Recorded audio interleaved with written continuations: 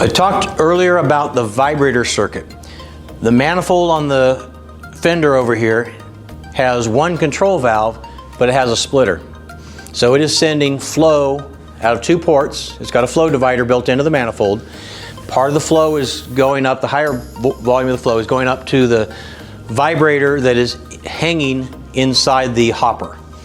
The other flow comes up to the vibrator on the back of the fines feeder, so that we can keep that material from bridging as well. In situations where the fines feeder is not being used, and there are chemistries where they don't use any cement at all, so that could be the case. If they're not using that and we don't want to run that vibrator, we can defeat the vibrator by opening this valve right here.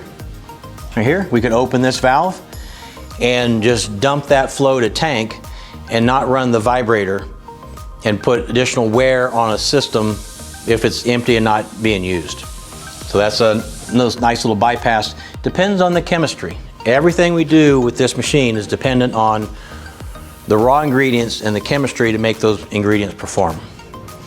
We have a ladder on this side of the machine in case I need to get into the hopper to look at, inspect it for some reason or another, or to get up to look into the fines feeder.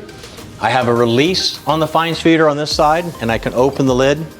On the top inside the fines feeder is a bag breaker.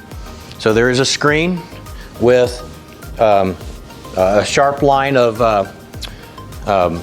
vertebrae sticking up. So I can drop a bag of cement on there. It'll automatically cut the bag in half. I just pick it up, empties it in there. Makes it quick and easy to add cement to the system if we need to.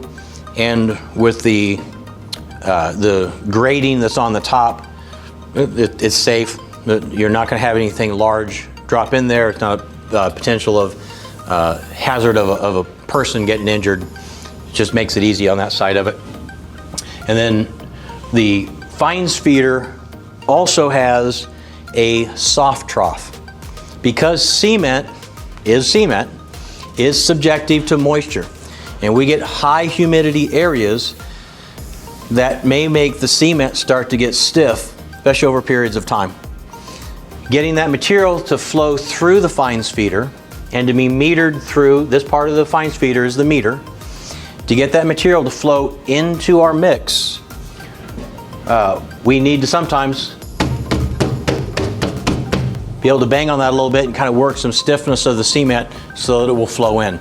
This is a rubber soft trough, which makes the use of the cement, adding cement to our materials, a much simpler process because we're not having to fight it. The motor on the front side that drives this is controlled by the needle valve on the other side. That motor is an orbital motor.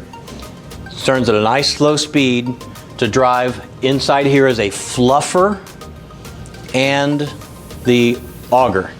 The fluffer are paddles to just try to keep that very fine cementous material, talcum-like material, viable. Because it will, if you don't have that, it'll pack very, very tightly just by vibration. On the back side of the fines feeder, there are two gears that keep those two components in time.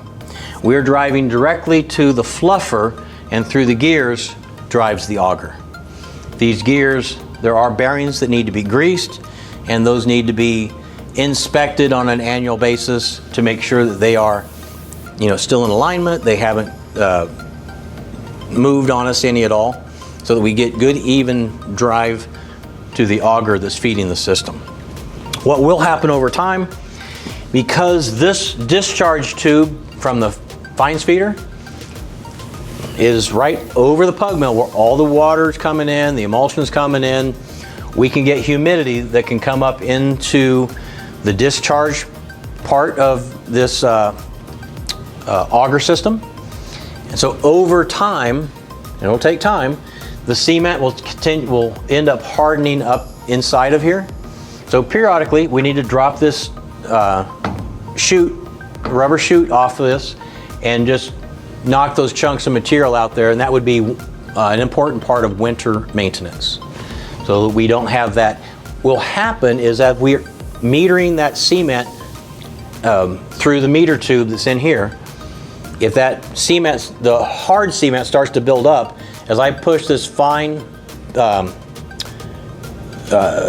packed cement material through the auger, if it hits this hard surface, it can actually stall this and make it so it won't turn.